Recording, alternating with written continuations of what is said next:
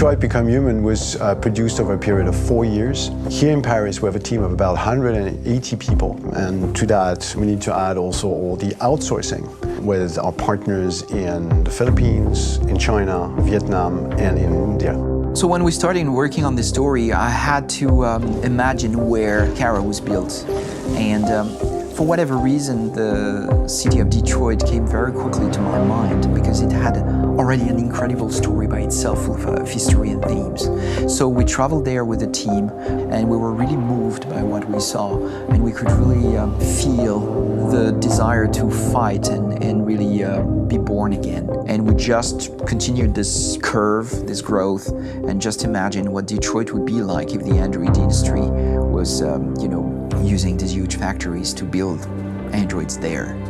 A very strong element in Detroit is that there's a lot of industrial wasteland and a lot of nature too, and for us, the graphic designers, it was an incredible playground.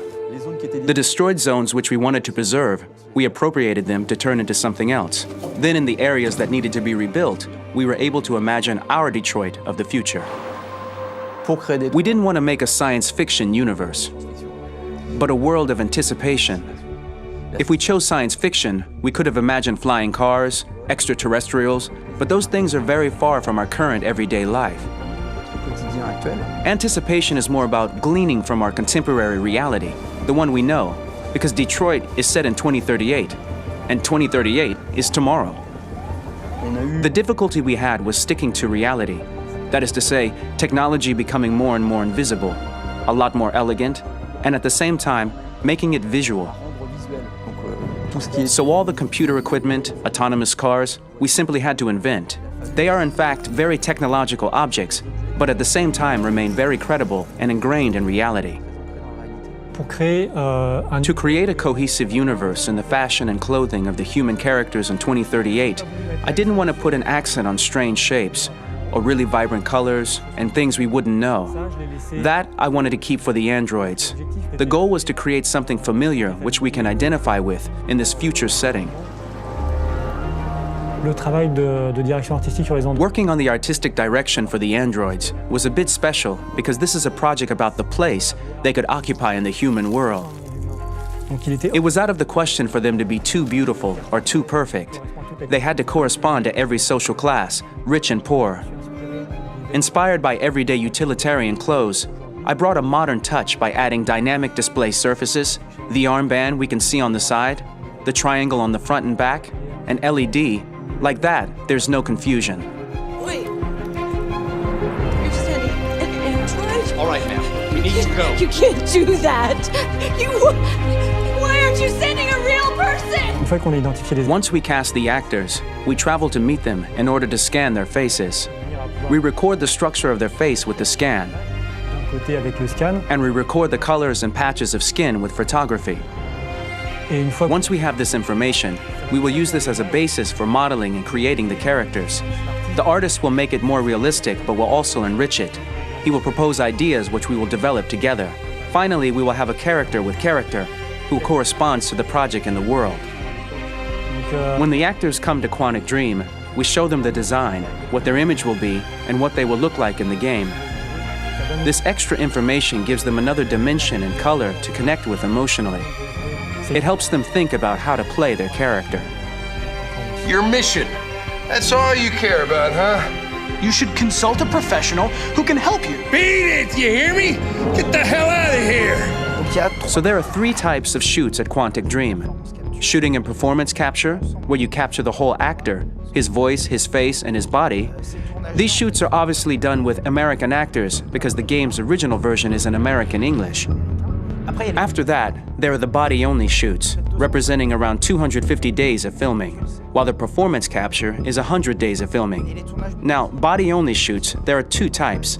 There are the action shoots and the technical shoots, which are mokit shoots.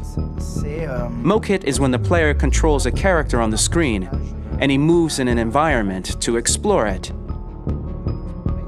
This is of particular importance at Quantic Dream, and therefore we shoot a lot to offer a unique context for each scene and each character.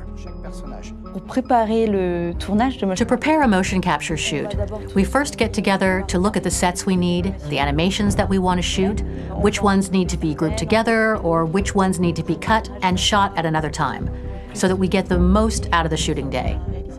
This often means shooting scenes out of order, especially those with big props or accessories, like a big car, for example. So we shoot all the animations related to that particular prop first.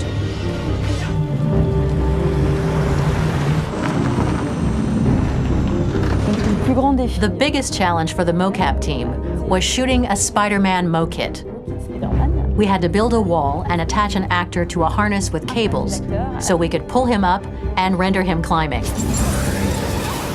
The shooting on this game took about, I would say, more than a year, maybe 1 and 2 years, with about 300 actors on set. So it's quite a massive production. But so much happened on this set between the stunts and the shootings with a little girl and all these great actors that we had. It was really a very, very memorable journey for the team and for myself. Today, Detroit has over 37,000 animations. When we retrieve the motion capture data, it's just a cloud of points, which represent all the markers worn by the actors. From this cloud of points, we have a phase called retargeting, which gives us a skeleton. This skeleton will be applied to the characters of the game. There is still work to be done, but this gives us the main movements. Since we are working on something very realistic, we must recognize the actor and also recover all the emotion he expresses in his performance. We use a system of facts, an identity card for each actor. We make the actor do a whole range of facial expressions. Then we recover all the expressions and paste the animations on a puppet that Jan has prepared. I then recover and refine these poses. I might stretch the lip, reinflate a cheek, tiny details that make the finished product really capture the actor. Because of the nature of our mocap system today, when we receive the animations, we're missing eye movements, and so the character has that dead look. He really has no eyes, so then it's a big part of the work for the animators to find the regard of the actor in relation to his position, in relation to the body, etc. It was crazy when I saw the newest model for Kara, because they've been working on it, and this was the first time I literally jumped in my seat. It not only looked so much like me, it was the fact that it looked so lifelike. It wasn't that it looked just like it was a camera, it was something else, you know, but it looked alive. It's exciting, and it's kind of terrifying.